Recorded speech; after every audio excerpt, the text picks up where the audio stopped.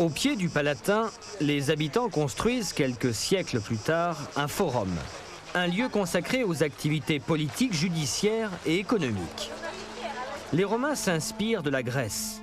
Le forum romain a cet aspect, une place, des temples et autour d'innombrables bâtiments publics. Ici, nous sommes au pied d'un gigantesque marché couvert. Un édifice appelé basilique. L'on y rend aussi la justice. C'est l'un des monuments les plus splendides du forum. Rien n'est trop beau pour copier les Grecs.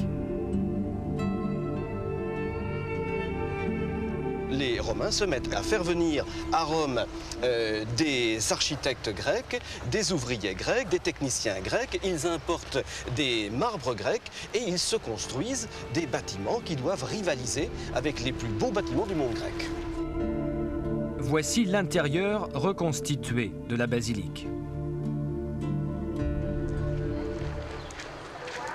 Un peu plus loin, un autre bâtiment, monumental, la Curie. C'était le centre de la vie politique. Ici siégeaient les sénateurs.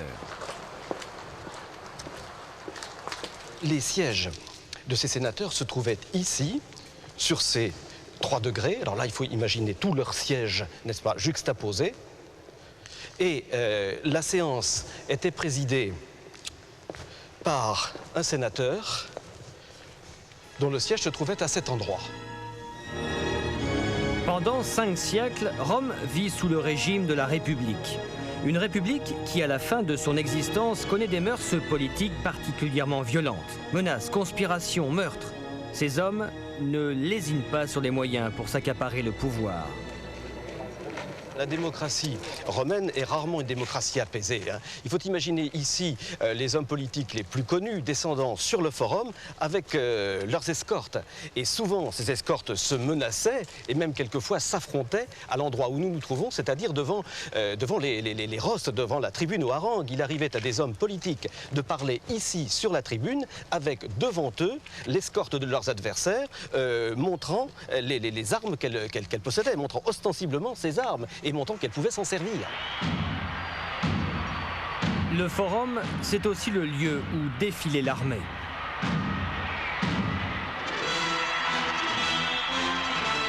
À chaque grande victoire militaire, un triomphe. Les légions traversent alors le forum. En tête, le général en chef. Le plus célèbre, ce fut Jules César. À la tête de ces invincibles légions romaines, il participe largement en quelques années à l'agrandissement de l'Empire. La Gaule de Vercingétorix est conquise en 51 avant Jésus-Christ. César est le maître de Rome. Mais sa toute-puissance ne le met pas à l'abri de certaines coutumes lors des défilés. Cette journée du triomphe se passait de manière étonnante. Parfois d'ailleurs il y avait plusieurs jours de triomphe. Mais en tête du cortège se trouvait le général.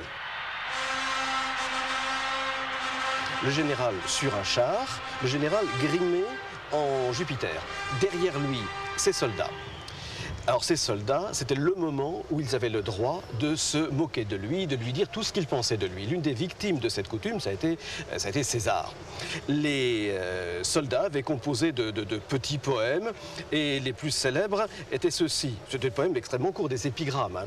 Ils chantaient « Romains, gardez soigneusement vos femmes, voici le séducteur chauve ». Bon, ça, à la limite, ça pouvait être relativement flatteur.